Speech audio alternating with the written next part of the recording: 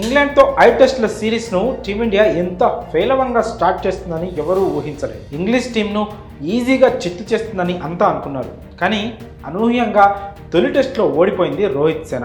2.5 రోజుల వరకు గేమ్లో భారత్దే డామినేషన్ నడిచింది. కానీ ఇంగ్లాండ్ను సెకండ్ ఇన్నింగ్స్లో భారీ స్కోర్ చేయకుండా మన బౌలర్లు అడ్డుకోలేకపోయారు.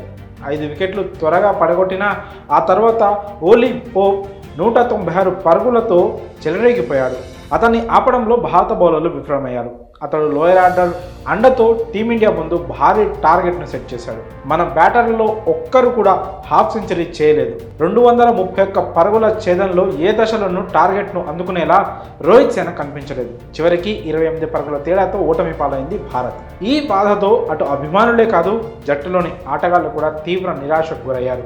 ఈ టైంలో స్పీడ్స్టర్ జస్ప్రీత్ బుమ్రాకు ఐసీసీ షాక్ ఇచ్చింది. మొదటి టెస్ట్లో ఓటమితో బాధలో ఉన్న బుమ్రాకు గట్టి షాక్ తగిలింది. ఐసీసీ కోడ్ ఆఫ్ కండక్ట్ను ఉల్లంఘించినందుకు గాను అతడి మీద ఓ డీమెరిట్ పాయింట్ వేశారు.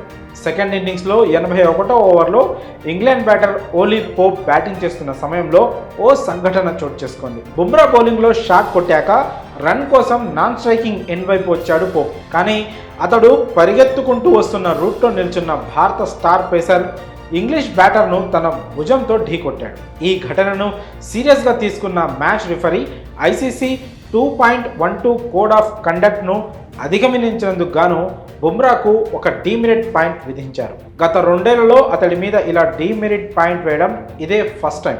ఆన్ఫీల్డ్ ఎంపైర్లు పాల్ రీఫెల్, క్రిస్ గెఫనీతో పాటు థర్డ్ ఎంపైర్లు Marais Erasmus, fourth umpire Rohan పండిట్తో చర్చించిన తర్వాత రిఫరీ ఈ నిర్ణయం తీసుకున్నారు. ఐసీసీ లెవెల్ 1 రూల్ను అధిగమిస్తే మ్యాచ్ ఫీజులో 50% కోత విధించే అవకాశం ఉంటుంది. లేకపోతే 2 డీమెరిట్ పాయింట్లు విధిస్తారు. అయితే ఈ ఘటనపై జరిపిన విచారణలో బుమ్రా తన తప్పును ఒప్పుకున్నాడు. మ్యాచ్ రిఫరీ రిచర్డ్సన్ ముందు బుమ్రా తాను తప్పు చేశానని ఒప్పుకున్నాడు. దీంతో శిక్షను 1 డీమెరిట్ పాయింట్తో సరిపెట్టారు. కాగా తొలి టెస్ట్లో బుమ్రా బాగా బౌలింగ్ వేశాడు. మొదటి ఇన్నింగ్స్లో 8.3 ఓవర్లు బౌలింగ్ చేసిన బుమ్రా 28 పరుగులిచ్చి 2 వికెట్లు తీశాడు. అందులో ఒక మెయిడిన్ ఉంది. రెండో ఇన్నింగ్స్లో 16.1 ఓవర్లలో 41 పరుగులిచ్చి 4 వికెట్లు పడగొట్టాడు. డేంజరస్ బ్యాటర్స్ బెన్ డకెట్తో పాటు జో రూట్ను అతడు వెటక్కి పంపాడు. 196 రన్స్తో ఇంగ్లాండ్ విజయంలో కీలక పాత్ర పోషించిన ఓలీ పోప్ను అతడే పెవిలియన్కు చేర్చాడు.